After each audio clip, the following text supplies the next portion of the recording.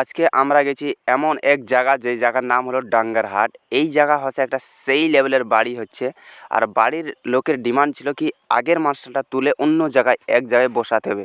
সেখানে নাকি জল বের হচ্ছিল না, তাই আমরা সবার আগে কালো পাইপগুলো তুললাম। কালো পাইপ তোলার পর মোটরটা আমার সব আটকে গিয়েছিল। কালো পাইপ তুলতে তুলতে এইদিকে আমার দুজনার দেখতে পাচ্ছেন ভাড়াকুটি বানাও হয়ে গিয়েছে।